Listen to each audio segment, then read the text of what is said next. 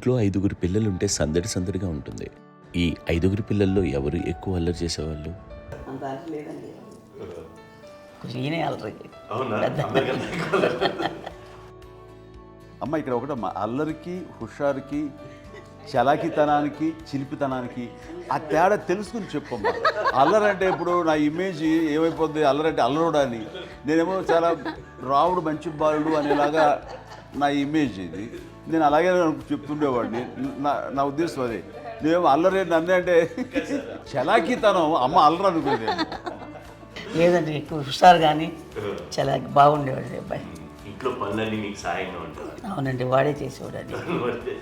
అది ఇంట్లో ఎవరు ముట్టుకునేవాడు కాదు. మా నాగబాబు అస్సలు ముట్టుకునేవాడు కాదు. అన్నిటికీ నాకు ఆయన సహాయమే పాపం. నాన్న ఆయన ఉద్యోగం వెళ్ళిపోయారు. నేను పాక్కుంటూ అలాగా వెళుతూ వెళ్ళిపోయాను. నాకు తెలియదు. తర్వాత అమ్మ చెప్తుంటే లేదుగా మాత్రం కొన్ని కమ్మర్ కోలు ఉంది. ఒక అది పెట్టి అది ఏడు కూర్చోతా ఏడుస్తున్నాను రోడ్డు మీద.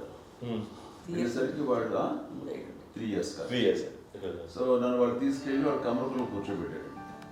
ఇక్కడికి ఏడుస్తాను, ఎవరికి వెళ్ళాడో తెలియదు వాళ్ళకి. సో అది ఒక గంట పోయిన తర్వాత అమ్మ ఎత్తుకుంటూ వాడు వచ్చి వాడు చిన్నబిడ్డ చూసారు వాడు మొత్తం తెచ్చుకుంటూ అది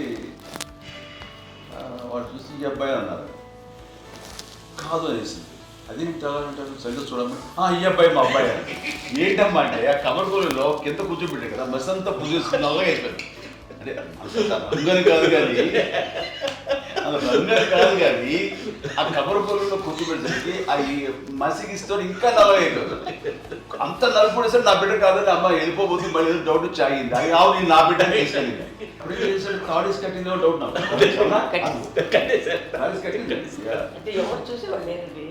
అమ్మేమో అల్లరి అనుకునేదండి. నాకేమో చిన్ననాటి మహాభాగవతంలో కృష్ణుడి క్యారెక్టర్ అనుకుంటాను. ఆయన మహానుభావులు అయ్యే వాళ్ళందరికీ ఆ లక్షణం ఉంటుందేమో చిన్నప్పుడు. కొన్నిదల కుటుంబ సభ్యులు మంచి రుచులను ఆస్వాదిస్తారని, మంచి భోజనాలని ఆనందిస్తారని అందరికీ తెలుసు. చిన్నప్పుడు వీరి ఆహారపు అలవాట్లు ఎలా ఉండేవి? ఇదేవి ఎగిరేవి ఇవి ఎవ్రీ డే 2 పూట్ల ఉండాలండి. మరి నాగబాబు పాపం ఏముంది, తిన్నట్టు ఇష్టం.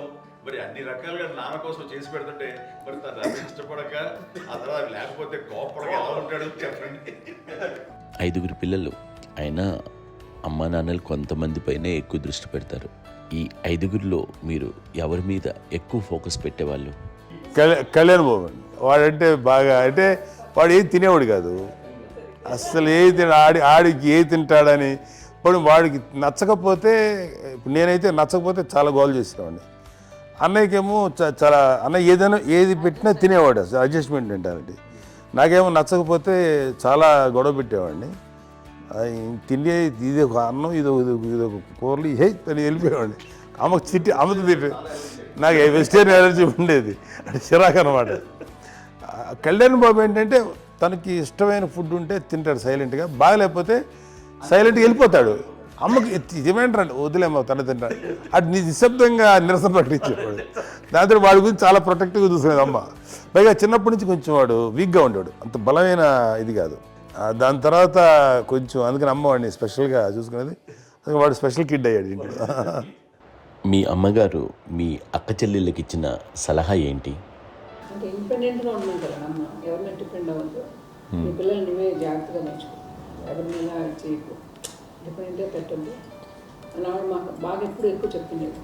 నాకు కొంచెం టఫ్ టైమ్స్లో కూడా ఆమె నీ పాటు నువ్వే ఉండాలి, ఎవరి దగ్గర ఉండదు, ఎవరింట్లో ఉండదు, మా దగ్గర కూడా ఉండదు, మీ ఇద్దరు దగ్గర నువ్వే ఉండాలి. అది కష్టం కదండి అట్లా చెప్పడం. చెప్పారు చాలా తక్కువ చెప్పారు, బట్ నాకు అదే ఇచ్చే ధైర్యం. ఇండిపెండెంట్గా అట్లా ఒకరి దగ్గర ఉంటే నీ గౌరవం తగ్గిపోతుంది, ఎక్కడ ఉండదు. అది చాలా నాకు చాలా ఇన్స్పైరింగ్ ఉండేది మాటలు. ఇప్పుడు కూడా అది చాలా హ్యాపీగా అనిపిస్తుంది అని చెప్పింది. అంతే కదా, ఇప్పుడు మనకు ఏదైనా రోగాలు వస్తే చేస్తాను దాన్ని మనమే. బట్ తగ్గించేవాళ్ళు కన్సర్న్ చూపించే డాక్టర్స్ ఒట్టుకోలు ఇద్దరు కింద ఉండొచ్చు, కానీ పోరాడాల్సింది మనమే.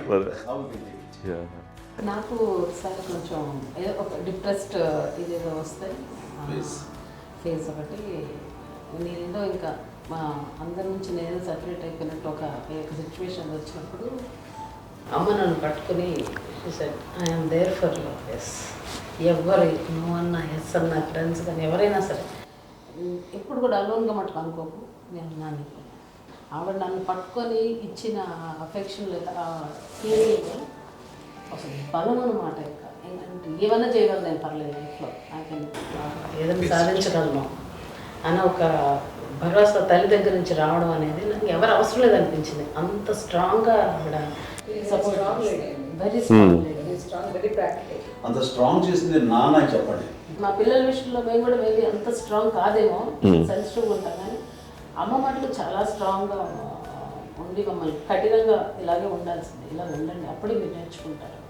ఇక్కడ అమ్మ పాజిటివ్నెస్ గురించి ఇంకో మాట చెప్పాలి. అంటే తన బిడ్డలకే కాదు, ఈ రోజున మా రెండో పాప శ్రీజ కూడా తనకి లైఫ్ చిన్న చిన్న ఎస్ఎంఎస్ వచ్చింది. ఆ టైంలో కూడా తను ఏముందంటే అప్పుడు నాన్నమ్మ దగ్గరికి వెళ్ళాను, తను ఇచ్చిన భరోసా, తను ఇచ్చిన మాట వెళ్ళలేని ధైర్యం వచ్చింది నాతో. నాన్నమ్మ దగ్గర ఎప్పుడు కూర్చోస్తాడు అప్పుడే పాజిటివ్ ఫీలింగ్ వస్తుందని నాతో షేర్ చేసుకుంటాను. తను మాతో చెప్తుంటే అనిపిస్తుంది కరెక్ట్.